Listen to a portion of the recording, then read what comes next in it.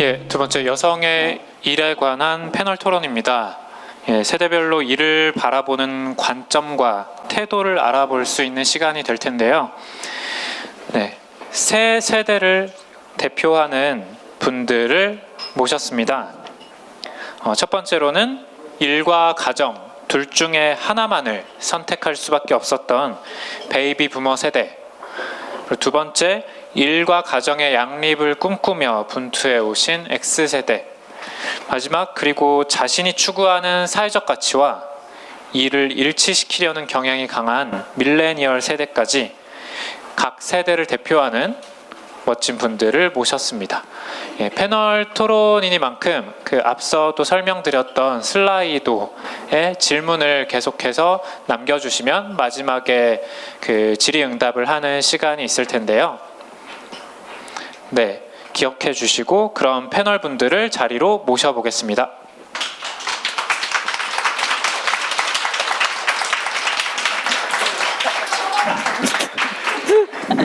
매우 어색한데요. 네, 그럼 이번 토론에 참여해 주시는 패널분들 한 분씩 소개해드리겠습니다. 기자, 딕캠프 센터장, 대기업 임원을 거쳐서 현재는 플래너리의 대표이신 방금 강연을 해주신 분이시죠. 이나리 대표님 소개해드립니다. 네, P&G 마케터를 거쳐서 경영학을 공부하고 현재는 고려대학교 경영학과 조교수로 재직 중이신 송수진 교수님 소개합니다. 네, 베인앤컴퍼니 컨설턴트, 루트 임팩트를 거쳐서 현재는 꽃으로 더 나은 세상을 만드는 소셜벤처 플리의 대표를 맡고 계신 김다인 대표님 소개드립니다. 네, 저희가 오늘 맞춘 건 아닌데 의상이 블랙이죠. 뭔가 일하는 여성 같은 느낌이에요. 오늘 세션과 어울리는 드레스 코드가 아닌가 하는 생각이 듭니다. 신입사원 중에서도 특히나 낮은 여성들의 비율, 그리고 낮은 육아휴직 사용률, 그리고 이나리 대표님께서도 말씀해 주셨지만 굉장히 적은 숫자의 여성 임원수, 이렇듯이 우리가 직장에서 일하는 여성들이 거쳐야 하는 장애물들이 아직도 굉장히 많이 남아 있습니다. 그래서 이런 장애물들을 극복해온 그런 언니들, 혹은 극복해 나가고 있는 그런 언니들의 존재, 그리고 이런 연대, 그런 언니들과 를 팔로우하는 그 사람들의 연대가 지금 상황에서 가장 중요하지 않을까 이런 생각이 듭니다. 저 이번 세션에서는 일터에서의 여성에 대해서 이야기를 나누려고 하고 있습니다. 그 자리와 시간의 한계가 있기 때문에 특히나 경제적인 문제로 경력 단절을 선택조차 할 수 없는 여성들, 그리고 청소나 캐셔 일 등의 어떤 저임금 고강도 노동을 하시는 여성분들, 그리고 지금도 곳곳에서 돌봄 노동을 하시는 여성분들에 대한 이야기는 오늘 이 자리에서는 진행을 하기가 조금 어렵지만, 그럼에도 불구하고 이 얘기가 해결해야 하는 굉장히 중요한 이슈이기 때문에 언젠가 또 다른 자리에서 풀어낼 수 있도록 하겠습니다. 저는 오늘 이번 세션에 진행을 맡은 루트임팩트의 박연경 매니저입니다.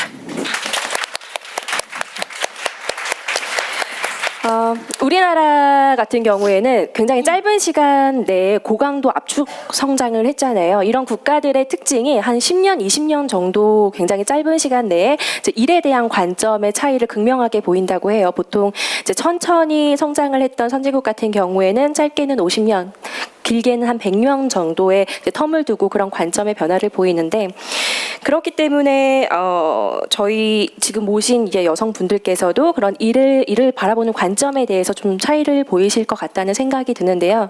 이나리 대표님 같은 경우 이제 60년대생인 베이비 부머, 죄송합니다. 제가 연대 대본이 69년입니다. 69년. 스크립트가 너무한 거 아닙니까? 60년대 중후반에 네. 제가 60년대 상황은 잘 모릅니다. 네. 그렇죠. 네.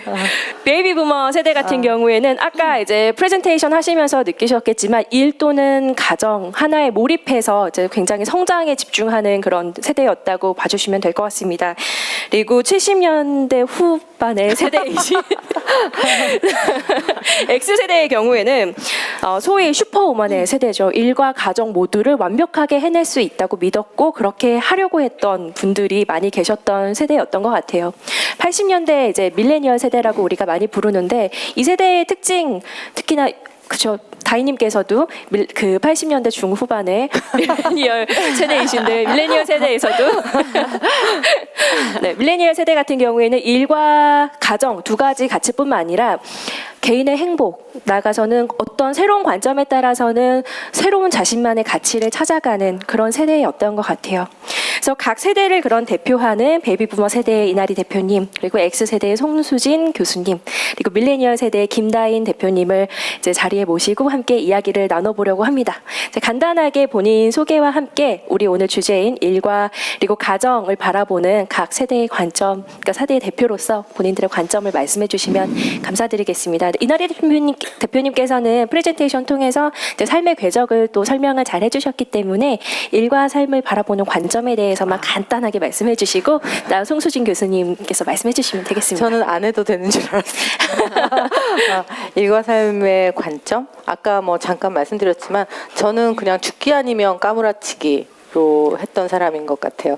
회사에서 가장 큰 칭찬이 야 이나리는 생긴 것만 여자지 남자야 라든가 이나리는 남자 못지 않다 이런 말을 들었을 때 굉장히 기쁨을 느껴야지 됐었던 그래서 룸사롱을 가자고 했을 때 가도 욕을 먹고 안 가도 욕을 먹는데 그래도 가서 욕을 먹는 게 나았던 뭐랄까 그러니까는 나는 남자랑 똑같아 또는 남자보다 뭐라도 조금 더 열심히 해라는 걸 보여주지 않으면 안 됐었던 그리고 여성인 나를 거의 지워버리지 않으면은 뭔가 회사에서 아기 있는 엄마처럼 굴면 정말 안 될 것 같은 압박에 굉장히 강하게 시달렸던 세대인 것 같고요. 그렇다 보니까 이제 제 나이 또래 선후배들 특히 저보다 연세가 많으신 여성 리더이신 분들의 많은 경우에 우리가 조금 야 저분 여성 임원이신데 되게 재수가 별로 없다. 이렇게 생각하는 막 왕언니 같은 그런 타입의 분들이 저절로 어쩔 수 없이 돼갔던 경향도 있는 것 같습니다. 왜냐하면 조금만 부족하거나 조금만 약하게 보이면 정말 생존 자체에 문제가 되는 경우가 많았었기 때문에 더 강하게 더 세게 나는 남자보다 더 남자야라고 생각하는 그런 어떤 명예 남성으로서 스스로를 모양을 만들지 않으면 살아남기가 굉장히 힘들었던 시대가 저희 때가 아닌가 저보다 조금 윗대가 아닌가 저까지 포함해서 그런 생각이 듭니다. 네. 저는 제가 남성이라고 생각해 본 적이 한 번도 없고요. 그 언니 2번을 맡게 된 송수진이라고 하는데요.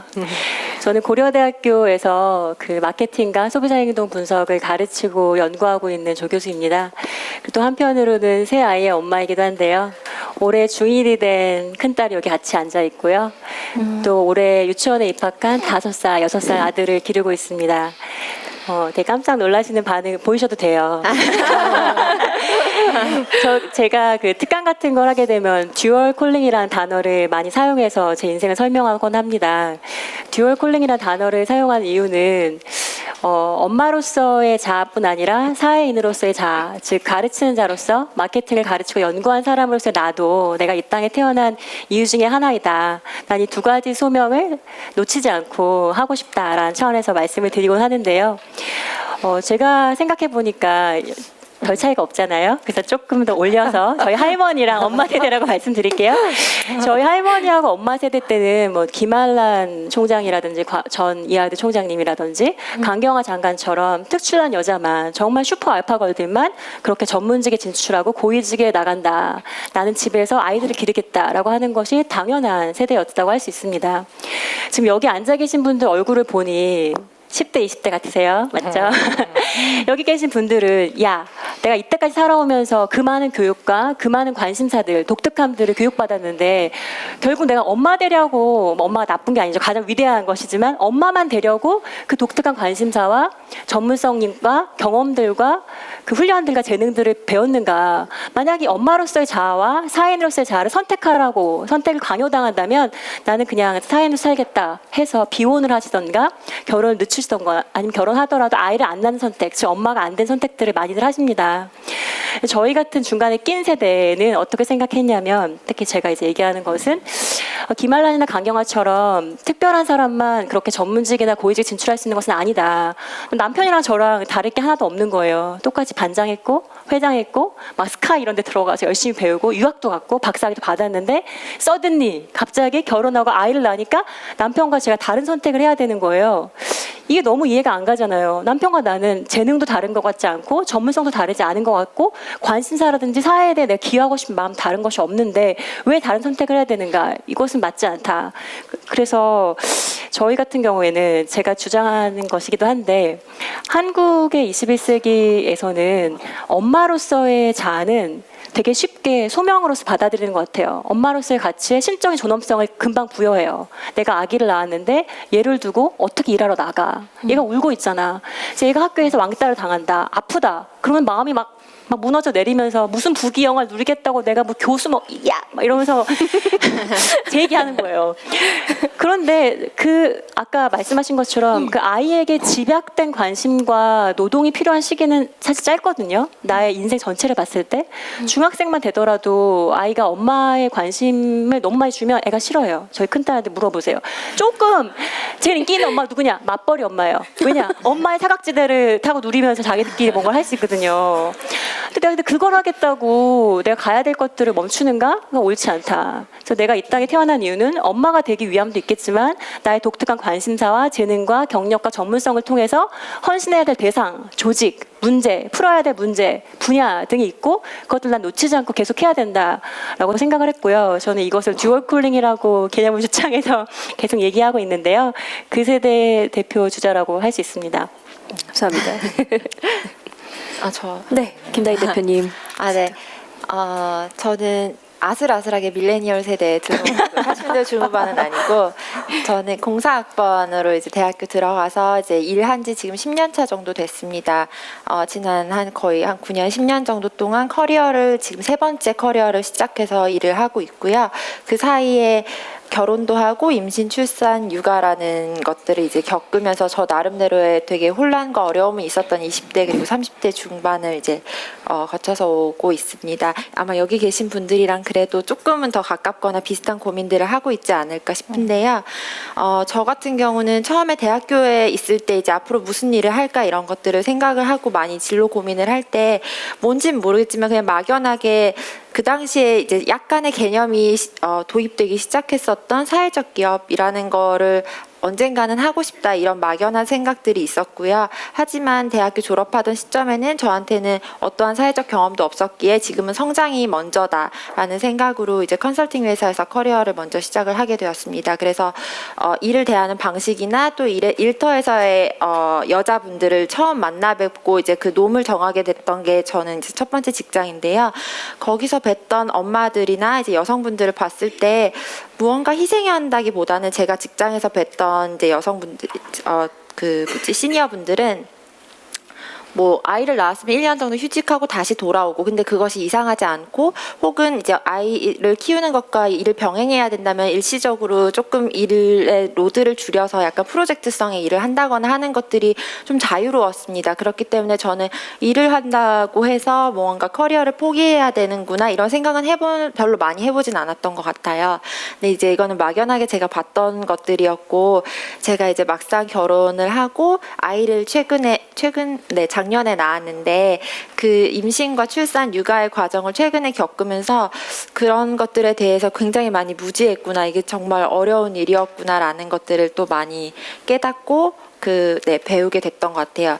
그리고 아까 일에 대해서 말씀을 해주셨는데 혹시 여기 계신 분들도 82년생 김지영이라는 책을 읽어보신 분들도 좀 있지 않을까 싶은데 그 책에 나온 것처럼 저도 저희 엄마는 전업주부셨어요. 그래서 항상 여자는 일을 해야 된다라는 걸 어렸을 때부터 항상 이렇게 들어오면서 살던 세대였기 때문에 왜 그런지는 모르겠지만 저는 한 번도 제가 엄마로 살겠다라는 생각 별로 안 했던 것 같아요. 당연히 나는 사회인으로서 일을 하는 자아로서의 나를 오히려 훨씬 더 많이 생각했었고 오히려 그러다 보니까 엄마로서의 자아를 이제 최근에 부여를 받게 됐을 때 이 둘을 어떻게 밸런스를 맞춰야 되는가라는 것들을 좀 많이 경험하고 고민하게 됐던 것 같아요. 네. 네, 그래서 지금 말씀해 주셨던 것들 중에서 또 겪었던 어려움이나 이런 것들에 대해서는 앞으로 차근차근 또 나눠주실 예정입니다. 지금 쭉 세 분의 말씀을 듣다 보니까 또 이나리 대표님께서 이제 해주셨던 그 프레젠테이션의 내용까지 이제 곰곰이 되짚어 보면 공통적으로 나오는 키워드가 있는 것 같아요. 출산과 양육이라는. 그래서 뭐 이나리 대표님께서 앞서 이제 말씀해 주셨던 것처럼 여성의 경력 위기는 굉장히 아이의 생애 주기랑 굉장히 맞물려 있다는 생각이 들어요.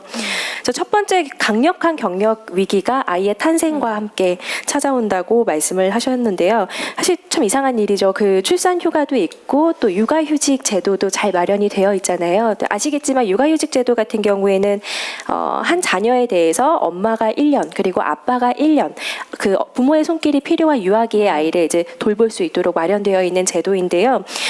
이 육아휴직 제도를 사용함에 있어서도 또 세대별로 약 조금씩 좀 관점의 차이를 가지고 있는 것 같아요. 그래서 세 분께 육아휴직 제도 사용하셨었는지 한번 여쭤보고 싶고 그거에 대한 주변의 어떤 경험이나 이런 것들도 함께 나눠주시면 좀 좋을 것 같아요. 저는 짧게 말씀드릴 수 있죠. 육아휴직이 없었습니다. 제가 아이를 낳던 시절엔 육아휴직이라는 게 없고 출산휴가만 2달.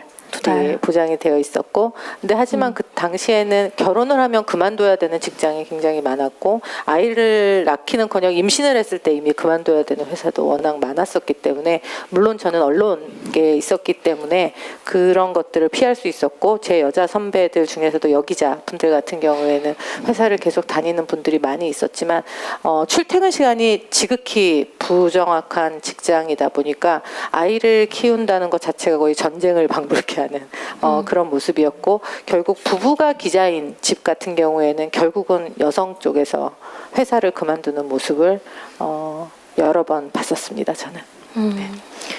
이 세션 이름이 세대별로 본 일터에서 사라진 여성들이잖아요. 그래서 그 세션의 제목에 맞게 좀 말씀을 드리자면 이나리 대표님이 아까 연설 시간에 말씀하신 것처럼 모성 보호 제로 환경에서 근무하셨다고 하셨어요. 근데 그것과는 좀 다르게 저희 세대에는 육아휴직 제도가 이미 있었습니다. 제가 근무하고 있는 고려대학교만 하더라도 육아휴직을 쓸 수 있고 육아휴직 기간 동안에는 재임용 기간에 제출해야 될 논문을 멈춰주는 재임용 시기가 멈춰주는 제도가 있습니다. 근데 그럼에도 불구하고 저는 새 아이다 육아휴직을 사용하지 않았거나 못했는데요. 제가 말씀드리고 싶은 것은 정책적인 제도가 있다 할지라도 개인차와 문화차가 있다는 것을 말씀드리고 싶습니다. 첫째 아이 같은 경우에는 제가 직장에 있지 않았고 무직자였어요. 그래서 아이가 4개월 됐을 때 MBA를 이제 미국에서 시작했거든요. 그래서 무직자였으니까 당연히 날 고용한 데가 없으니까 휴직할 필요도 없죠. 그래서 바로 이제 공부를 시작했고, 둘째 아이 같은 경우에는 제가 존마켓에서 나와서 구직 중이었어요. 그래서 구직 중이었기 때문에 고대 같은 데서 받아주지만 제 생각에는 그 디스카운트가 될 것 같은 걸 숨기고 싶어서 임신하는 것을 잘 가리고 임용이 된 거예요. 그래서 임용이 된 다음에는 제가 말 안 했기 때문에 약속을 지켜야 되잖아요. 제 느낌상 그랬어요. 물어보지 않았지만. 그래서 아이를 1월 말에 낳고 3월 달에 개강이니까 한 달 만에 출근을 시작했고요. 세 번째 아이는 이제 겨울방학 초에 태어났어요. 다행히. 그래서 겨울방학 초에 낳고 다시 3월 달에 개강할 때 다시 출근을 시작했거든요. 제가 왜 그렇게 했냐를 말씀드리면, 그러니까 제도는 존재하지만 오전 세션에 백경원 박사님도 언급하셨지만 제도와 정책이 존재한다는 것이 언니들의 투쟁의 결과로 감사한 일인데, 이것을 어떻게 받아들이고 해석하고 액션을 취할까의 문제는 아직 남아있는 것 같아요. 그러니까 제가 스스로 두려워했던 것도 있고, 내 동료들에게 제가 강의를 멈추면 저 대신 다른 교수님들이 강의를 더 받으셔야 되거든요. 그래서 그게 미안한 마음도 있고, 또 내가 내 여자들 후배들이 들어올 텐데 내가 임용되고 막 되자마자 막 휴직한다 그러면은 다음부터 여자 교수를 뽑고 싶을까라는 생각을 제가 책임감을 가지면서 좀 더 내가 좀 희생하거나 좀 당당하게 좀 똑같이 행동해야 된다라는 생각을 조금 했던 것 같고요. 그래서 이거는 직종의 차이도 있는 것 같습니다. 그래서 육아휴직 제도도 사실은 그 공공 분야랄지 교사랄지 대기업에서는 제도적으로 정착이 돼 있지만 우리나라의 95% 이상인 중소기업이나 중견기업은 아직도 명확하게 펼쳐지진 않고 있습니다. 또한 반대로 전문 계약직이라고 불리우는 교수나 변호사 같은 집단, 기자 같은 경우에도 스스로를 고용한 사람들, 자기의 이름이 평판이 되기 때문에 제도가 존재하지만 스스로 안 쓰고 계속 퍼포먼스를 보이고자 하는 그 압박감 받기도 합니다. 그래서 제가 말하고 싶은 포인트는 육아 제도 자체만 놓을 것이 아니라 이 사람이 구직 중인 상황인가? 이직 중인 상황인가 또는 막 채용된 상황인가에 따라서 이것을 어떻게 쓸 수 있냐가 달라질 수가 있고 직종별 차이나 분야별 차이가 존재할 수 있다는 것을 생각해보고 접근을 해야 될 것 같습니다. 그리고 다음 질문에 이게 나올지 안 나올지 모르겠지만 제가 일단 퀘스천만 던지면 육아휴직을 과연 또 오래 쓰는 것이 이 여성 자체의 커리어에 어떤 영향을 미칠까도 제가 질문을 던져보고 싶은 주제이기도 합니다. 왜냐하면 사측의 입장에서는 육아휴직자가 있으면 대체 인력을 고용해야 되는데 그게 큰 부담으로 작용합니다. 그런데 우리나라의 노동시장의 유연성이 낮기 때문에 또 노동시장이 굉장히 독특한 구조를 가지고 있기 때문에 이 대체 인력을 한 2년 정도 채용하면 막 자르기는 좀 더 어려운 상황이거든요. 그럼 그렇다고 이 잡을 없앨 수 없고 하니까 여자들의 육아휴직을 안 받아들여 주니까 이 사람은 할 수 없이 휴직이 아니라 그냥 퇴직하게 되고 퇴직한 다음에 애를 또 키우다 보니까 복귀할 장소도 없고 복귀할 의사도 사라지고 복귀할 자신감 사라지니까 또 안 돌아오게 되는 일들이 발생하거든요. 그래서 돌봐질지 모르지만 제가 생각할 때는 아까 말한 개인차, 문화차, 직종차가 있는 지금 과도기적 상황에서는 과연 내가 듀얼 콜링 말씀했는데 엄마로서의 정체성과 사회로서 정체성을 병행하고 싶을 때 육아휴직 기간을 장기간으로 가져가는 것이 그 여성 자체에게 유익한 일인가를 생각을 해봐야 될 필요성을 또 문제 제기를 드립니다. 네, 육아휴직 제도에 대해서 또 다른 관점을 또 제시를 해주셨어요. 또 함께 나눠볼 만한 또 이슈인 것 같습니다. 김다희 네. 대표님. 저 같은 경우는 아까 말씀드렸다시피 이렇게 언니분들의 투쟁 덕분에 육아휴직이라는 게 제 주변 또래에서는 어려운 일이 아니었어요. 제가 봤던 회사에 다니는 친구들은 아이를 가지거나 하면 이제 몸이 힘들고 하기 때문에 출산 전에도 조금 쉴 수 있고 출산 이후에도 육아휴직을 이제 할 수 있는 그런 제도 환경들을 봤기 때문에 당연히 나도 쉴 수 있겠다라는 생각을 막연하게 했었던 것 같고요. 근데 아까 이제 그 각자 개인이 처한 상황마다 좀 다르다고 말씀을 주셨던 게 제가 임신 사실을 알았을 때는 제가 회사에 고용되어 있던 상황이 아니라 제가 법인 설립 서류를 낸 다음이었어요. 그렇기 때문에 제가 이제 끌고 나가야 할 회사와 이제 식구들이 생긴 상황에서 제가 임신 사실을 알았고 이제 출산과 육아가 앞으로 닥쳐오겠구나를 이제 경험을 하게 되면서 이걸 이제 어떻게 꾸려 나가야 되는가를 생각하면서 이제 그때부터 제도에 대해서 조금 더 알아보기 시작했던 것 같아요. 근데 그래도 저는 다 막연하게나마 제가 조금이라도 쉴 수 있거나 혹은 저를 대체할 수 있는 인력을 채용하는 거를 당연히 지원을 받을 수 있을 거라고 생각하고 이제 찾아보고 상담을 시작을 했었는데 그 과정에서 제가 알게 된 사실은 저는 여성이더라도 제가 고용주이기 때문에 육아휴직 제도의 어떠한 지원이나 혜택을 받을 수 없다라는 사실을 알게 되었어요. 그러니까 뭐 육아휴직 기간에 이제 정부라든지 회사에서 그 보조금 뭐라 그러지? 보조금이라고 하나요?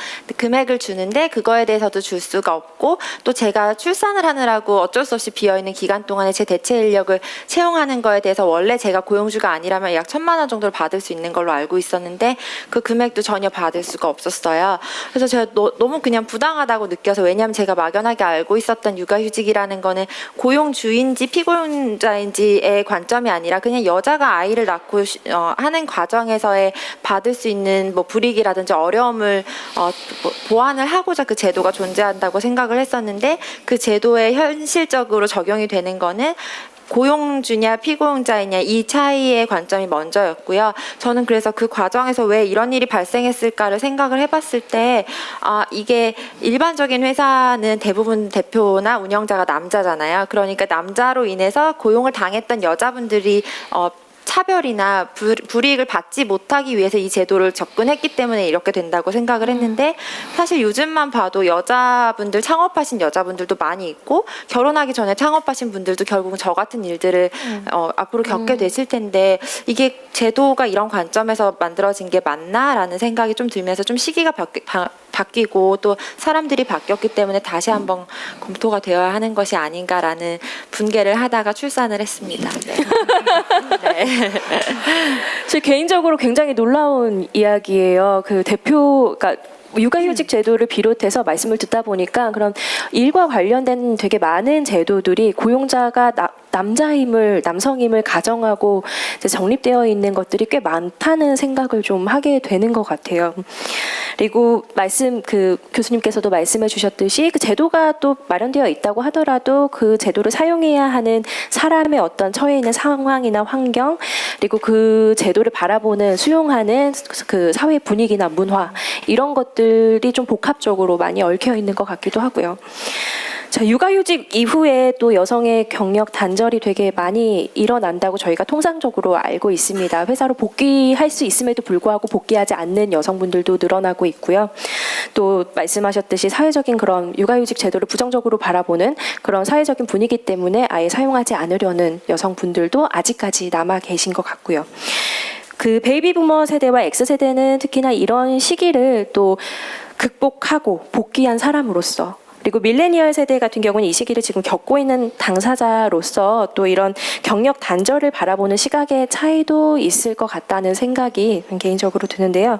세 분은 경력 단절 이슈 지금 어떻게 바라보고 계시는지 좀 이해를 좀 깊이 하기 위해서 경험이나 에피소드 중심으로 말씀을 해주셔도 좋을 것 같고, 송수진 교수님께서 이전에 이슈를 하나 던져주셨잖아요. 육아휴직 제도를 길게 가져가는 게 과연 여성의 커리어상에서 좋은가? 이게 굉장히 직접적으로 경력 단절과 연관이 되어 있다고 생각합니다. 그거에 대해서도 이나리 대표님과 김다인 대표님께서 추가적으로 의견을 덧붙여 주시면 더욱 좋을 것 같습니다. 먼저 말씀을. 네, 먼저 말씀하시죠. 네. 그쵸. 근데 먼저 말해서 오래 말할까봐 조금 걱정되는데. 잘라주세요. 적당히 잘라드리겠습니다. 그 경력 단절 문제에 관해서는 한 크게 세 가지 정도를 지금 머릿속에 떠오르는데요. 첫 번째로는 지금 오늘 클로징 세션에 아마 루틴 팩트 장선문 디렉터님께서 언급하시겠지만 경력 단절 여성들이 우리나라에 50만 명 이상 되는 걸로 제가 자료를 봤어요. 근데 그분들이 다시 취업할 수 있도록 하는 그런 경로들을 열어주는 프로젝트를 하고 계세요. 특별히 소셜벤처 같은 경우에 가치적인 투자와 성과를 중요시 여기니까 경력 단절 여성들을 재충용하는 것이 그들의 가치에도 맞고 사원에도 맞고, 또 경단녀들이 주로 고경력자인 경우도 많고, 새로운 신입사원처럼 새로 트레이닝을 시켜야 될 필요가 없기 때문에 사실 고인력이라고 할 수 있거든요. 또 굉장히 워크 에틱, 직업 윤리가 뛰어나요. 애 키우면서 누가 나를 불러줄까? 나 진짜 일만 시켜봐라. 진짜 열심히 하리라. 막 이렇게 칼 갈던 사람들이기 때문에 퍼포먼스 되게 좋거든요. 그래서 이런 것들을 지금 연구하시고 많은 그 경로를 개척하고 계세요. 저는 훌륭하시도록 생각합니다. 제가 조금 전 발언에서 노동의 유연성에 대해서 말씀드렸는데, 한 번에 말할 수 있는 문제는 아니지만 그 유연성을 높여주면, 그러니까 다양한 삶의 방식들이 있다는 것을 알게 해주면 뒤에 따라오는 여자 후배들이나 딸들이 자유로울 거라 생각 들거든요. 내가 언젠가 경력이 단절된다 할지라도 끝이 아니야. 내가 엄마로서 살다가 사회로서 삶도 병행해서 할 수 있는 일이 와. 저것 봐. 재취업이 가능하잖아. 라는 자유로움을 주기 때문에 좋은 시도라고 생각합니다. 그런데 저는 그거보다 또 더 중요하게 우리가 지금 고민해봐야 될 것들은, 근데 경력 단절 여성들을 재취업하는 문제는 이미 경력이 단절된 사람들을 돌아오게 하는 일들이에요. 근데 저는 여기 계신 지금 여기 거의 막 파릇파릇하신데 저 딸도 있고 이 친구들은 경력이 단절되긴커녕 경력이 시작되지도 않았잖아요. 그렇죠? 경력이 단절되지 않고 병행할 수 있도록 문제를 좀 바꿔봐야 되는 게 아닌가. 2545, 2737 되는 이 세대들이 계속 경력이 단절될까 봐 두려워서 결혼을 미루고 있고 아이를 안 가지려고 하는데, 제가 왜 셋씩이나 낳겠어요. 행복하고 충만하고 기쁘거든요. 그렇지만 그만큼 힘들죠. 근데 이게 가능할 수 있도록 경력이 단절되지 않도록 하는 문제를 우리가 지금 고민해야 될 때가 아닌가. 후세들을 위해서. 그래서 경력 단절 재취업을 해야 되겠지만 경단이 일어나지 않도록 하는 그런 문화나 방식이 뭐가 있을까를 고민을 해봐야 된다는 생각이 들고요. 세 번째로는 그럼 그것과 딸려져 있는 질문들은 굉장히 많을 수 있어요. 예를 들면 기업에서는 뭘 고민하냐면, 얘가 육아휴직 했어. 그러니까 일단 전제는 육아휴직자와 경력 단절자는 같은 사람이 아니에요. 육아휴직자는 돌아올 직장이 있는 사람이죠. 제 동생인 중학교 교사, 1, 2년 쉬었다가 돌아올 수 있죠. 경력 단절자는 그 육아휴직이 받아들여지지 않아서 또는 구직 중에 임신이 되어서 아예 포기한 경력이 단절되어서 복귀하지 않은 사람을 말하는 거죠. 그러니까 두 개가 다르죠, 일단. 그래서 육아휴직은 좀 약간 럭키한 케이스예요. 그런데 이 육아휴직자들이 돌아왔을 때 사측에서는 무슨 고민을 하냐면 얘의 고과를 어떻게 평가할까, 얘의 성과를 어떻게 평가할까 이런 고민들을 해요. 근데 이런 사소한 현장에서 일어나는 질문들이 중첩이 돼가지고 결국은 육아휴직을 쓸 수 있거나 없거나 경력 단절이 일어나거나 안 일어나거나 이렇게 되거든요. 그래서 여기에 대해서도 그러니까 하나하나 문제를 쪼개서 다 고민하는 사람들이 필요한데요. 예를 들어 저는 육아휴직자들이 직장에 돌아왔다. 이 성과 평가에 대해서 고민을 하는데 저는 우리나라에서는 조금 심하게 인페이스 타임, 즉 그 면전에서 만나는 시간들을 기준으로 한 국가평가가 너무 많다고 생각을 해요. 그 성과를 중심으로 평가를 하면 아웃컴, 퍼포먼스를 얘가 할 일을 했냐, 얘가 할 일을 잘했냐를 기준으로 평가한다면 얘가 4시에 퇴근하더라도 6시에 퇴근하더라도 주말에 출근을 안 하더라도 2년 정도 육아휴직을 했더라도 6개월 정도 뭐 경력 단절이 있더라도 상관이 없는 문제가 되거든요. 그래서 왜냐하면 이게 왜 중요하냐면 저희는 이렇게 막 페미니즘 뭐 이런 그 논쟁을 할 때 편가르는 게 되게 편가르지 않도록 하는 게 되게 중요하다 생각하는데 제가 자칫 경력 단절, 육아휴직 이런 얘기 한참 하면 야 나는 싱글이라서 안 그래도 회사에서 얼마나 헌신을 많이 하는데 심지어 애 낳고 돌아온 그 언니를 위해서 내 고과도 막 너무 막 그래야 돼? 너무 나 차별당하는 것 같아 라고 거꾸로 불만이 생길 수 있을 것 같아요. 근데 저는 마이너리티를 고려한다고 해서 그렇게 이미 되게 헌신하고 있는 사람들을 되게 배제하는 식으로 흘러간다면 결국 이것은 되게 지속 가능한 솔루션이 아니라고 생각이 들거든요. 근데 제가 방금 언급한 인페이스 타임을 중심으로 한 고가평가가 아닌 성과 중심으로 평가하는 것들 같은 걸 실행한다면 이 싱글들이라든지 아이가 없는 사람들도 불만이 없어요. 자기들에도 그 기준이 동일하게 적용이 되기 때문에. 그래서 예를 들면 성과라는 것은 현장에서 투여한 시간도 물론 중요하죠. 토의도 해야 되고 같이 뭐 서로 사귀어야 되니까. 하지만 어떤 사람이 굉장히 창의적이다. 어떤 사람이 굉장히 논리적인 사고를 한다. 굉장히 뛰어난 기획력이나 영업력을 가지고 있다 하는 것은 이전 직장에 습득한 기술일 수도 있고 삶에서 전체적으로 삶의 전반적인 뭐 10년, 20년, 30년 누적된 스킬셋일 수 있고 타고난 재능일 수도 있어요. 이것들이 모두 다 그 합쳐져 가지고 퍼포먼스로 나오는 건데 이 직장에서 얘가 얼마나 오래 근무하거나 얼마나 휴직 기간이 적거나를 가지고 평가하기 시작하면 이게 좀 어려움이 발생할 수 있다. 그래서 이런 문제들을 차근차근 해결해 가는 것이 그 육아휴직자라든지 경력 단절 여성들이 일하기 편한 환경을 만들어줄 수 있을 것이라는 생각이 듭니다. 틀렸나요? 그러려 그 말씀이 맞는 말씀이란 말씀을 드리려고 하는 건데 옛날 일이 하나 생각이 나서 뭐 이런 얘기해봤자 자꾸 연식만 나오지만 IMF 뒤끝에 IMF 시절에 기자들도 많이 회사를 그만두게 됐었어요. 그때 모 여성 선배가 이제 신문 기자였는데 그만뒀죠. 그러다가 이제 경제 위기가 어느 정도 극복이 된 다음에 다시 이제 재취업을 다른 신문사에 했습니다. 그 선배가 저한테 했던 말이 잊혀지지가 않아요. 본인이 회사에 다니지 않은 2년 동안 만났던 남자가 쌀집 아저씨, 슈퍼마켓 아저씨 밖에 없었다. 이제 그만큼 농담이지만 갑자기 삶의 환경과 그 사회관계의 그 바운더리가 완전히 달라졌었다는 거고요.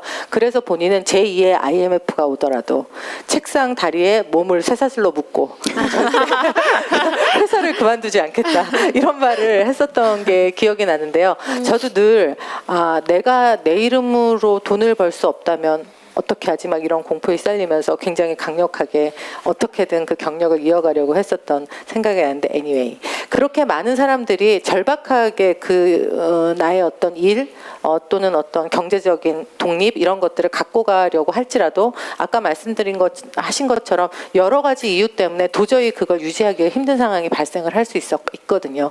근데 지금도 제도적으로는 이런저런 많은 솔루션이 나오고 있고 또 큰 기업들 같은 경우는 비교적 그래도 덜 불합리하게 느껴지는 방식으로 일이 진행되는 경우도 있으나 그럼에도 불구하고 궁극적인 해결책이라고 하기는 조금 어려울 것 같고요.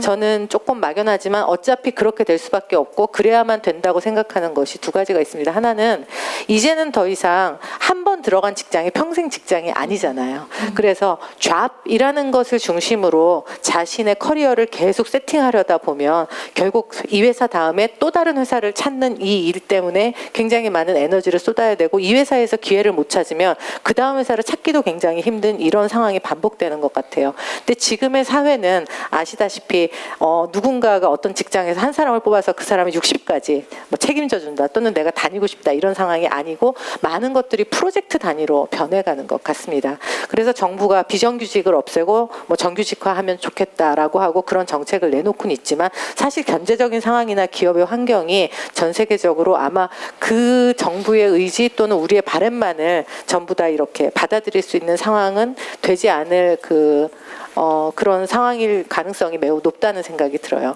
그렇다면 이렇게 사람의 일이라는 것이 직장이 아니라 어떤 프로젝트, 내가 잘하는 일, 그리고 지속할 수 있는 일, 성장할 수 있는 일 중심으로 가는 게 어떻게 보면 큰 어떤 바운더리에서 만약에 어떤 거대한 흐름이라고 한다면 그런 부분들을 좀 적극적으로 정책에서도 반영을 하고 개인 스스로도 본인의 커리어를 설계를 하면서 직장이 아니라 일, 내가 잘할 수 있는 일 중심으로 모양을 만들어가는 그런 노력이랄까 방향성 같은 것들이 좀 필요하다는 생각도 들고 그런 어떤 현실에 걸맞는 다양한 어떤 제도적인 장치들, 예를 들어 비정규직이니까 정규직이 누리는 걸 하나도 못 누려요가 아니라 비정규직이어도 내가 프로젝트 단위로 내가 정말 잘할 수 있는 일 위주로 일을 해도 생계의 최소한의 위험을 느끼지 않고 기본적인 사회보장을 받을 수 있도록 하는 것이 오히려 더 옳은 방향일 수도 있지 않는가 한번 논의해 볼 만한 일들이 아닌가라는 생각을 하기도 하고요. 두 번째는 일하는 방식인데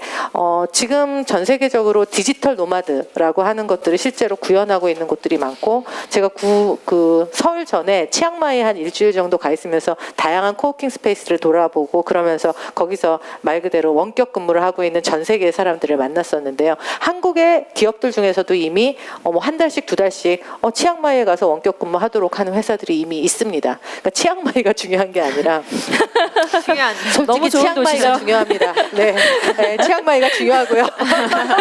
근데 하여튼 그런 어떤 내가 어디에 있는가가 아니라 어떤 성과를 내고 있고 어떻게 일을 하는 사람인가가 평가에서 굉장히 중요한 요소가 될 수 있도록 일하는 방식과 체계와 시스템이 바뀐다면 말 그대로 여성이 아이 때문에 어디 있다 뭐 이러는 것들이 훨씬 더 그로 인한 데미지가 줄어들 수는 있을 거라는 생각이 듭니다. 그리고 남성들도 더 적극적으로 육아에 참여할 수 있을 거라고 생각하고요. 그래서 우리가 일을 바라보는 어떤 생각, 방향성, 그 다음에 일을 하는 방식 이런 것들에 대해서 장기적으로는 근본적인 변화가 있어야 할 것이라는 생각이 들고 그리고 그렇게 해야만 더 성과를 내고 지속 가능한 사회를 우리가 만들 수 있지 않을까 그렇게도 생각이 됩니다. 좋은 말씀 감사합니다. 김나인 대표님. 질문이 네. 경력 단절에서 시작했는데 솔루션까지 다 네, 나온 것 같이. 같아서 제가 네, 네. 별로 할 얘기가 없을 것 같은데요. 저 약간 다시 원래 질문에 다시 돌아와서 저 같은 경우에 이제 경력 단절을 제가 겪었던 걸 말씀드리면 사실 저는 경력 단절이 우연찮게 없었어요. 왜냐하면은 아이를 낳기 전날까지 일을 했었고 조리원에서도 저는 제안서를 썼거든요. 그러니까 근데 그게 제가 그냥 제가 창업을 했기 때문에 어쩔 수 없었던 상황이었죠. 그래서 경력 단절이 없었고 또 아까 말씀 주셨던 것처럼 일의 형태가 그러니까 잡이라는 거의 형태가 어딘가에 소속되어서 월급을 받고 일하는 것만이 아니라 자기가 스스로 일하는 것들도 하나의 대안 내지는 형태가 될 수 있는데 저 같은 경우는 이제 그런 형태 중에 하나로 창업을 해서 했었기 때문에 물론 힘들었던 부분 아까 얘기했던 제도적인 걸 보장을 못 받았다거나 혹은 정말 나도 때려치고 싶은데 때려칠 수가 없는 그런 상황들이 있었던 것도 분명 있지만 경력 단절이라는 이슈에 대해서 조금 더 자유롭고 좀 더 많은 것들을 생각할 수 있지 않았나 이런 생각들을 하고요. 또 다른 사례 중에 하나로 아까도 말씀 주셨는데 그 경력 단절 여성분들이 일을 대하는 방식에 대해서 조금 더 공감하고 저도 이해를 되게 많이 하게 됐던 것 같아요. 왜냐하면은 아이를 낳고 키워보니까 회사에 있는 이 1분 1초가 너무너무 아까운 거예요. 그러니까 아까운 게 아니라 정말 빽빽하게 써야 되는 소중한 시간인 거예요. 1분이라도 내가 여기를 잘 해고 끝내야 아이랑 가족이랑 1분이라도 더 보낼 수 있기 때문에 그래서 그 가치를 아시는 분들이 회사에 왔을 때 얼마나 몰입하고 집중해서 그 퍼포먼스를 잘 내려고 하는지를 공감을 하다 보니까 저도 저희가 이번에 채용을 했던 분도 이제 한 10년 넘게 경력이 단절됐던 분을 저희가 파트타이머로 채용을 했는데 너무너무 만족스럽게 일을 잘해주고 계세요. 그래서 경력 단절 기간이 얼마나 오래되었거나 이런 이런 것보다는 제가 이제 그런 출산과 육아라는 이슈를 겪으면서 경력단절 여성들을 보고 또 제가 그걸 겪어보니까 이분들이 일을 대하는 방식이나 이런 거에 대해서 더 많이 공감하고 이해하게 됐던 것 같아요. 네, 여기까지 얘기해도 될까요? 네, 감사합니다. 오늘 원래는 이제 질문은 경력 단절을 바라보는 관점에 대해서 여쭤봤는데 이제 이야기를 나누다 보니까 자연스럽게 어떤 생각하시는 대안의 방향까지 네. 좀 연결해서 말씀을 해주신 것 같아요.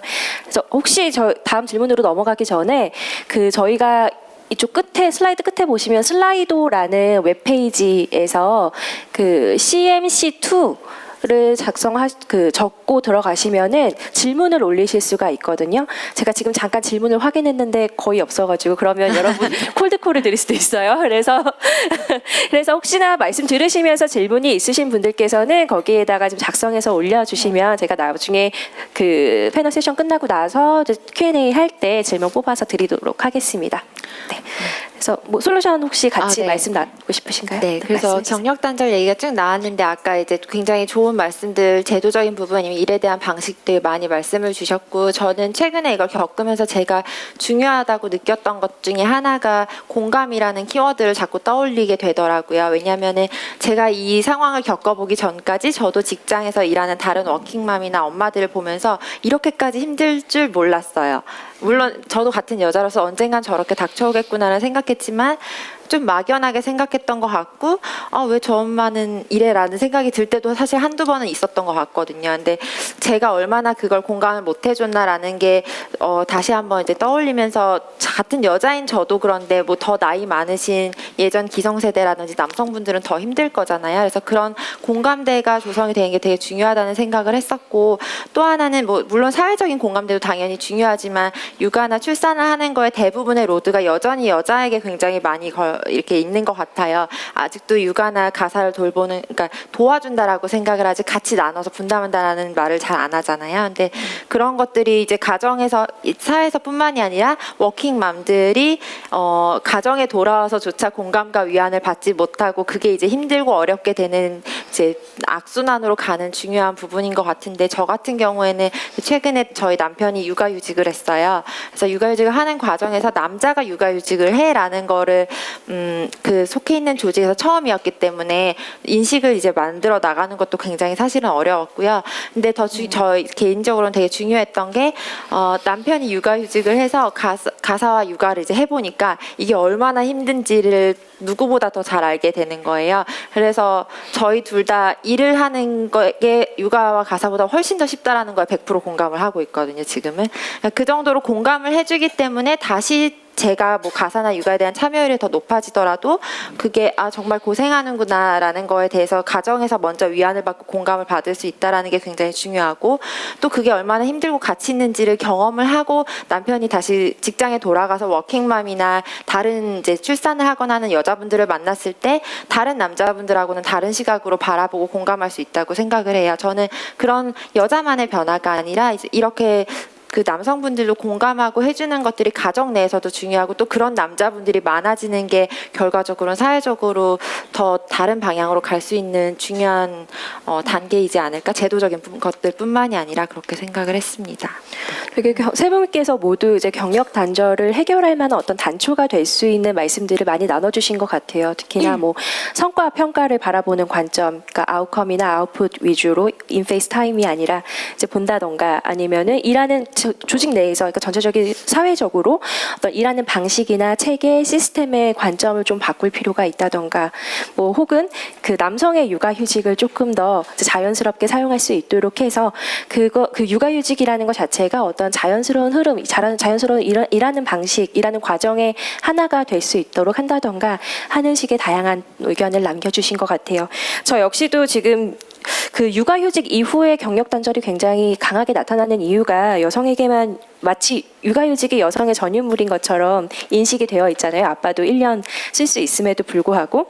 그래서 남성도 어떤 선택지를 좀 자유롭게 사용할 수 있는 그런 사회가 된다면 어떤 우리가 이 논의를 바라보는 관점 자체가 어떻게 하면 육아휴직을 사용한 사람이 불이익을 받을 받지 않게 할 수 있을까가 아니라 어떻게 하면 우리의 일터가 좀 더 생산적이고 모두가 일하기 좋은 환경이 될 수 있을까, 이런 논의로 조금 확장해 볼 수 있지 않을까, 그런 생각이 또 한편으로 들기도 해요.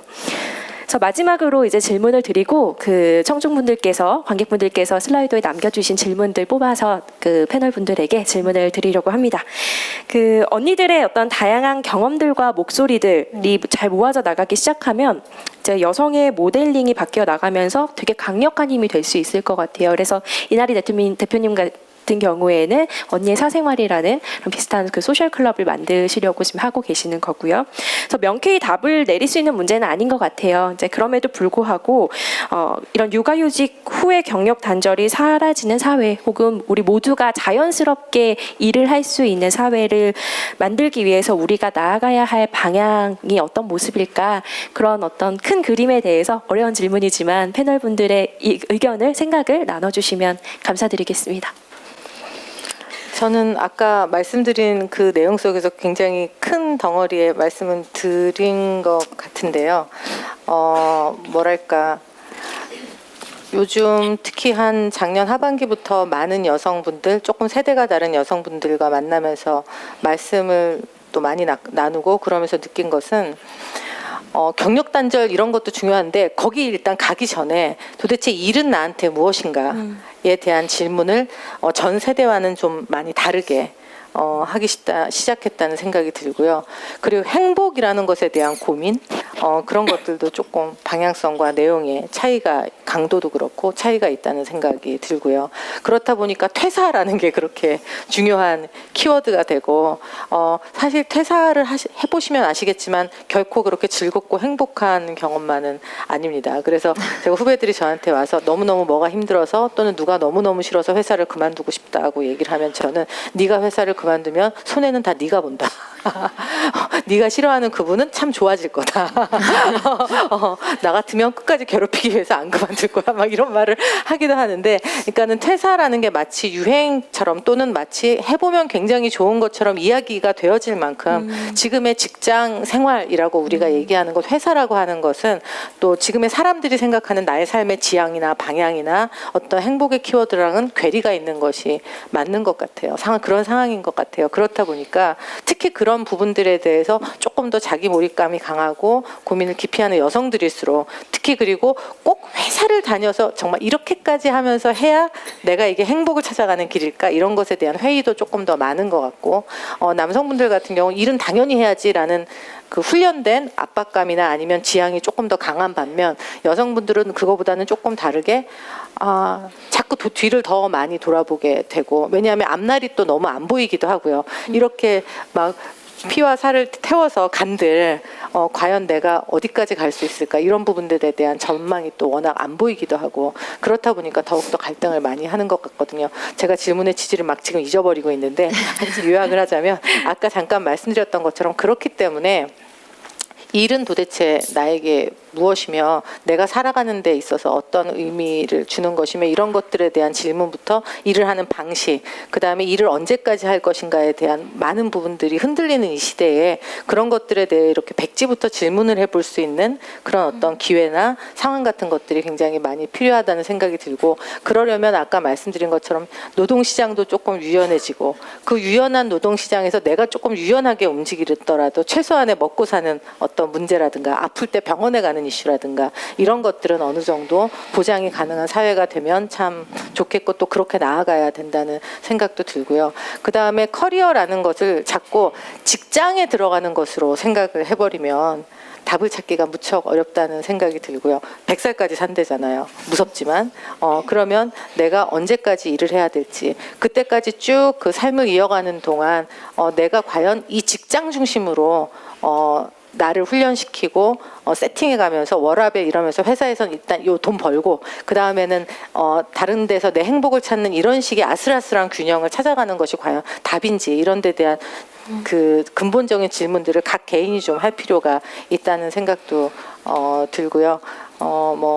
그래서 제도적인 것들에 대해서는 이미 다 말씀드렸고 이제 각 개인이 자기의 커리어라는 걸 특히 여성들이 생각을 할 때 좀 넓은 시야로 되게 긴 길을 바라보면서 이번에 지금 내가 하고 있는 일의 의미가 단지 월급이 아닌 그 무엇인가에 대해서 자꾸 질문을 하면서 그리고 그만둬가 아니라 자 그만두기 전에 그 다음에 대해서 오버랩되는 내 라이프의 사이드 프로젝트 같은 거를 조금씩 해나가면서 그렇게 뭔가 커리어를 그려갈 수 있으면 참 좋겠다고 생각하고 근데 다만 그런 것들을 혼자 하기 굉장히 힘든 것이 그러려면 뭔가 그렇게 할 수 있는 플랫폼 같은 것도 있어야 되고 네트워크도 있어야지 되고 내가 이 일에서 이 일로 넘어갈 때 이 직장에서 이 직장으로 넘어갈 때 다리가 되어주거나 도움을 줄 수 있는 그런 뭐 인맥 네트워크 이런 것도 분명히 필요합니다. 근데 그런 부분들이 조금 더 여성이 여러 이유로 취약한 부분들도 일부 있는 것 같아요. 그래서 그런 것들을 채워나갈 수 있는 공적인 또는 어떤 사회적인 노력 같은 것도 분명히 필요하고요. 그래서 저는 개인적으로 제가 생각하고 있는 그런 소셜클럽 같은 곳에서 여성들이 꼭 직장 일이 아니어도 그 다음을 준비할 수 있는 사이드 프로젝트 같은 것들을 한번 해볼 수 있고 그 다음에 그렇게 뭔가 이동을 하고 전환을 하는 시기에 구체적인 도움을 주고받을 수 있는 그런 네트워크랄까 인맥이랄까 이런 것들을 만날 수도 있고 그 다음에 문제를 해결하는 것이 사실 일이라는 것에 가장 중요한데 문제 해결은 혼자 하는 게 아니라 사람들과 같이 있을 때 훨씬 더 효과가 나겠죠. 그런 문제 해결을 같이 할 수 있는 사람들도 만날 수 있고 그리고 조금 더 나아가서는 이런 시스템 조금 더 유연한 시스템 우리가 지속 가능한 일을 할 수 있는 시스템을 만들어 달라 또는 만들게 할 수 있도록 누군가에게 목소리도 낼 수 있고 약간의 그 시민으로서의 압력도 행사할 수 있는 그런 그 플랫폼들을 만들고 싶다는 꿈을 갖고 있고요. 아마 제가 아니라 다른 많은 분들도 그런 것들을 조금씩 만들어가고 또 그런 많은 노력을 하는 분들이 연대를 할 때 훨씬 변화의 그 시기가 당겨지지 않을까 그런 생각을 합니다. 저도 네. 꼭 그 클럽에 가입하고 싶네요. 감사합니다, 고객님. 교수님 근데 혹시 그 청중 질문 중에 묻고 싶은 게 있으세요? 겹치는 게 있으면 제가 대답하면서 말하는 게 좋을 것 같아가지고요. 아니면 물어볼 생각이 아니면 없으시면 먼저 제가 그냥 말할 거예요. 말씀해 주시고요. 그 중에 혹시나 질문 겹쳤던 게 있으면 네, 네. 제가 그거는 넘어가도록 네. 하겠습니다. 그러니까 저는 저희가 이런 논의들을 할 때 하나 생각해 봐야 될 필요가 있는 것 같아요. 그러니까 논의를 한다고 해서 모든 사람들이 다 일하라고 하거나 모든 사람들이 다 집에 가라고 하는 게 아니라는 것을 말씀드리고 싶어요. 그러니까 제가 루틴팩트랑 경력단절 여성 재취업하는 것을 위한 연구 프로젝트를 진행하면서 읽게 된 문헌 중에서 여자들이 다 저 같은 줄 알았는데 그렇지 않더라고요. 논문에 따르면 work orientation, 그 일에 대한 집중도가 더 강한 사람이 있고 family orientation, 그 가정에 대해서 더 자기의 지향성이 강한 사람이 있고 work plus family orientation, blended orientation을 가진 여자들이 있다는 것을 알게 됐어요. 그것이 부모의 영향도 크고 또 자라면서 이 사람의 생애 주기별로 변화도 있다는 것을 알게 됐어요. 이 논문을 통해서. 저는 그걸 보면서 오히려 자유로움을 느꼈거든요. 왜 난 이럴까? 나는 그 애를 낳고 유학생 와이프로 있으면서 또는 중간에 경력 단절 시간이 있으면서 저는 이게 나는 엄마가 되기 위해서 이 땅에 태어난 것 같지 않은데 내가 이 땅에 태어나기 위한 것은 가르치는 자로서의 수명도 있는 것 같은데 왜 난 이걸 하지 못할까? 이게 너무 아까 이날 대표님 말씀하신 것처럼 너무 절망스럽고 괴롭고 죄책감 들고 내가 스스로 해석이 안 돼서 너무 힘들었거든요. 근데 그 논문을 보면서 이게 되게 많은 여자들에게 해당되는 거구나. 그래서 저는 저희가 하고 있는 논의들이 모든 사람을 다 work orientation으로 만들려는 것도 아니고 그렇다고 모든 사람을 family orientation으로 만들려는 것도 아니고 중요한 것은 이 work and family를 둘 다 내가 엄마로서의 자아도 소명처럼 받아들여서 열심히 하고 싶고 그런데 사회인으로서의 자아도 내가 소명처럼 받아들이면서 열심히 하고 싶은 사람들이 그것을 못하게 만드는 장벽들이 있다면 그걸 무너뜨려주고 할 수 있게 해주는 것이 중요한 초점이 아닌가라는 생각이 들고요. 나와 같지 않은 사람이라고 해서 그 사람 보고 막 너는 왜 집에만 있으려고 해? 이제 좀 일 좀 하지? 라던가 너는 왜 일만 하려고 그래? 결혼을 빨리 해야 되지 않겠어? 라고 강요한다거나 하지 않고 그냥 가능할 수 있는 그런 패스들, 길들을, 경로들을 열어주는 것이 우리가 하는 논의의 초점이 아닌가 하는 생각이 듭니다. 네. 네. 저는 짧게 마지막으로 그냥 장면이 떠오르는 걸 말씀드리면 예전에 페이스북에서 본 적이 있었던 되게 제 개인적으로 인상 깊었던 사진이 있었는데 UN 회의 같은 곳에 엄마가 아이와 같이 통역 하는 아무튼 그 회의에 참여하고 있는데 아이가 옆에 앉아 있었던 사진을 봤었는데 저는 그게 개인적으로 굉장히 울림이 컸어요. 근데 왜 그랬냐면 엄마가 일터에 아이를 데려가는 게 이상하지 않고 또 그거를 아무렇지도 않게 받아들이는 그 회의 장소가 있었기 때문에 그게 가능했던 거잖아요. 저 역시도 이제 아이를 낳고 지금 사실 아기띠를 메고 가끔 클라이언트 미팅을 가거나 했던 적도 있어요. 어디 맡길 곳이 없었기 때문에. 근데 그게 예전 같았으면 정말 말도 안 되는 일이었을 거고 제가 대기업에 소속이 되어 있었다면 생각도 못했을 일인데 제가 제 일을 하고 있고 또 그런 것들을 이상하지 않다라고 생각해 주시는 분들이 조금씩 더 늘어나고 있기 때문에 그게 가능하다고 생각이 들었거든요. 그래서 앞으로 그런 장면들을 보는 게 더 이상 어색하지 않고 되게 많아지는 사회가 된다면은 이런 논의들도 많이 해결되고 있지 않을까라는 생각이 듭니다. 네.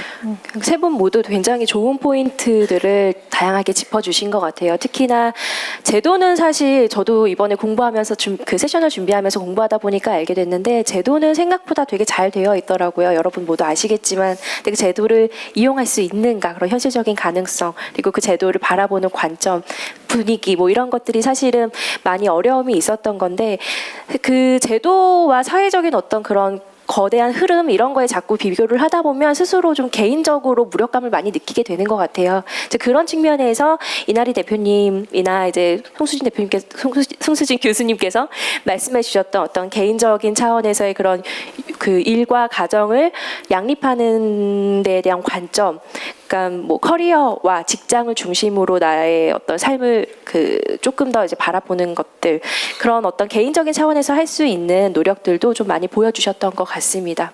네, 이제 그 세션 제가 준비한 질문들은 마무리하고 청중분들께서 주신 질문들에 대해 답변을 드리려고 하는데요. 그 질의응답 시간을 진행하기 전에 그 교수님께서도 짚어주셨지만 혹시나 있을 수도 있는 어떤 오해에 대해서 좀 가능성을 좀 낮추고 싶어서 다시 한번 말씀을 드리면 이번 세션이 일터에서의 여성들이 주제이기 때문에 저희가 계속 일하는 여성이 조금 더 일하기 좋은 환경에 대해서 많이 이야기를 하고 있는데요. 이제 교수님 말씀하셨다시피 딱히 가정에 충실한 그런 삶이나 이런 것들이 전혀 이제 그 상대적인 우위가 있다 뭐 이런 혹은 직장에서 일하는 것이 상대적인 우위가 있다 이런 그런 가치 판단을 하려고 하는 건 아니고요. 이제 일터의 여성이 조금 더 자연스럽게 그리고 우리 모두가 조금 더 자연스럽게 일을 잘할 수 있는 그런 환경을 만들 수 있는 방법이 무엇일까를 고민하고 있다는 것으로 이해해 주시면 감사드리겠습니다. 그럼 질문 드릴게요. 지금 사실 가장 그 추천을 많이 받은 질문이 아빠의 육아휴직과 관련된 질문이에요. 그래서 근데 아까 전에 이제 말씀을 많이 해주셨는데요. 그 중에서 그러면 다른 것들은 차치하고 남성의 육아휴직 사용을 거부하는 인식을 개선해야 할 것 같다. 그런데 이 부분을 혹시 어떤 식으로 이제 개선을 할 수 있을지 생각해 보신 적이 있는지 궁금하다 이런 질문을 주셨습니다. 저는 먼저 말씀드릴게요. 아기가 많아서 경험이 많기 때문에. 그 아빠의 육아휴직만 이슈가 아니에요. 그 아빠가 그 육아 이후에, 그러니까 육아라고 할 때 우리가 영유아를 생각하기 십상인데 초등학교 입학감, 저의 이제 일상을 들여다보면 연구를 하고 있다가 사방팔방에서 전화가 와요. 각 담임 선생님들 3명, 방과학교 선생님들, 그 모든 특별활동 학원 다 저한테 와서 뭐 방과부 내라, 등록하실 거냐, 얘가 오늘 코피 터졌다, 다 이렇게 저한테 몰리면 다 응대해야 되고 막 이체해야 되고 하거든요. 그래서 제가 어느 날 이거 이체 일 많이 끊어집니다, 연구일에. 아무튼 제가 어느 날 이건 안 되겠다 싶어서 큰딸의 방과학교 그 부모 그 연락주잖아요. 다 아빠 이름으로 다 이렇게 신청을 했거든요. 방과 한 8개 하는데 방과학교 플룻 뭐 이렇게 하잖아요. 아나운서 이런 거 다 하면 다 아빠 이름 했더니 그 다음부터 이제 아빠가 야 이거 뭐래 선착순 대기 3번이래 뭐 이거 등록됐대 뭐 학부모 간담회래 뭐 보러 오래 어떻게 해야 돼 당신이 알아서 해 이렇게 얘기하고 중학교 가기 시작하면서 이제 공부를 손대야 되니까 여보 내가 수학은 조금 그렇고 국영이 잘하잖아 그러니까 국어 영어 내가 담당하게 당신 수학과학 담당해 수학학원 보내고 싶으면 당신이 알아봐 선생님도 당신이 만나봐 이렇게 하고 수학 점수가 뭐 제가 차마 못 말해요 딸이 있어서 뭐야 이거 조금 그렇지 그러면 당신이 가르쳐 막 이렇게 하거든요. 그러니까 육아휴직만 이슈가 아니에요. 계속 길러가면서 엄청 많아요. 그래서 저는 이거는 분담의 문제도 아니고 너무나 당연한 것인데 이것을 그러니까 되게 둘 파트너 남편과 아내 사이의 합의도 필요하고 아이가 이거 가지고 와요. 그거 아리나 그거는 아빠한테 물어봐. 아빠 파티야. 그거 그날 엄마 강의 있는 날이야. 아빠가 학부모 간 다음에 가야 돼. 약간 이렇게 딱 애도 그렇게 엄마 아빠의 분담을 이해해야 되고, 더 나아가서는 무슨 생각하냐면 제가 제 친구들이 보면 좀 화낼 수 있는데, 그 유치원에서 시화전 이런 거 해요. 근데 거기 이렇게 안내문에 어머님 이거 아이가 쓴 나영이가 만든 시예요. 뭐 본인이 한 건 아니겠죠? 선생님 도와줬겠죠? 요거를 그냥 가져오시면 안 되고 입체적으로 작품으로 만들어서 제출해 주세요. 10월 달에 전시해요라고 해요. 그러면은 의도 너무 좋을 거예요. 엄마 아빠 너무 바쁘니까 애와 함께 뭔가 액티비티 해봐라. 이런 아름다운 마음을 가지신 선생님들이신데, 저와 남편은 보는 순간 야 입체? 이거 어떻게 입체? 쓰기도 바빠 죽겠는데 막 요구르트 병 비워가지고 붙이고 막 둘 다 막 왕짜증 내면서 막 이렇게 밤에 플라스틱 붙여가지고 막 가면은 제일 초라하고 제일 못났고 너무 불쌍하고 난 전시회도 못 갖고 강의하냐고 할머니가 갖고 막 이러거든요. 그러니까 제가 말하고 싶은 포인트는 이런 상황에 대해서 남편과 아내 사이의 그런 공감대, 말씀하신 것처럼 이해 필요하고, 자녀분들이 그 남편과 아내를 바라보는 엄마 아빠를 바라보면 필요할 뿐 아니라 이들을 둘러싼 사회적 공동체들이 있잖아요.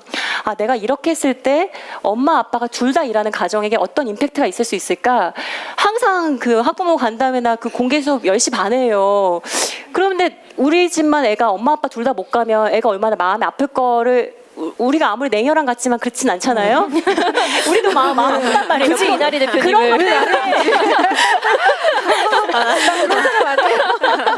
아니 그런 것 때문에 엄마들이 때려치게 돼요. 그런 일이 한두 번 있으면 아까 그 반팔 사건처럼 그 공개 수업에 갔는데 우리 애만 손 들어주는 걸 보는 애가 엄마 아빠가 없었다. 그 마음 아파가지고 그걸 못 참고 그만두거든요. 그래서 이때 생각해볼 때 사실 제가 미국에서 유학생활을 보면 PTA Parents Teacher Association 미팅 보면 항상 7시에 열리거든요. 근데 7시에 애를 데려가면 그 반이 열려서 선생님 한두 분은 애를 봐주세요. 동생들까지 봐주시고, 엄마가 이렇게 엄마 아빠가 그 집중할 수 있는 시간을 주시고, 또는 아이들 그 공청회 같은 경우도 오후 시간에 미국 일찍 끝나니까 하거든요. 근데 선생님들 입장에서는 1년에 하루 이틀이잖아요. 토요일 할 수도 있는 노릇이고 밤에 할 수도 있는 노릇이잖아요. 그러니까 조금씩 바뀌고 있지만, 그렇게 주변에 있는 그런 그 뭐라고 해야 하나 카운터파트? 이해관계자들이 조금씩 생각을 해보면서, 그러니까 집에 있는 엄마가 스탠다드가 아니고 엄마도 일하는 건 스탠다드로 생각을 하고 이렇게 세팅을 하고 하면, 지난번에 여기 대표님 말씀하신 것처럼 육아휴직한 남편이 애를 데리고 그 문화센터에 문센을 갔는데 엄마랑 아가랑이래요. 제목이 엄마랑 아가랑. 아빠인데 근데 내가 아빠인데 엄마랑 아가랑 등록하기가 조금 민망하셨대요. 그러니까 그런 것도 사실은 그냥 뭐 부모랑 아가랑이랄지 뭐 그의 그를 돌보는 자가 얼마 시적이야? 라든지. 그럼 할머니도 갈 수 있잖아요. 우리 할머니가 키우고 그러는데. 그래서 이런 거 조금만 생각해주면 사실은 되게 상처받고 마음 아파하는 사람들이 줄어들 수 있을 거라는 생각을 합니다. 네. 네. 저희가 되게 자연스럽게 생각했지만 그렇지 않았던 것들이 꽤 많은 것 같아요. 주변에 그런 엄마랑 아가랑과의 사례와 같은, 우리가 조금씩 좀 민감하게 바라보고 이제 생각하면은 그런 변화의 단초를 조금 가져갈 수 있지 않을까, 그런 생각이 듭니다. 질문을 한두 개 정도 더 받고 싶었는데요. 저희가 시간이 다 마무리가 되어서 아쉽지만 여기서 이 세션은 마무리하도록 하고요. 정말 인사이트풀한 이야기를 많이 나눠주신 세 분 패널 분들께 박수 부탁드립니다. 네, 감사합니다.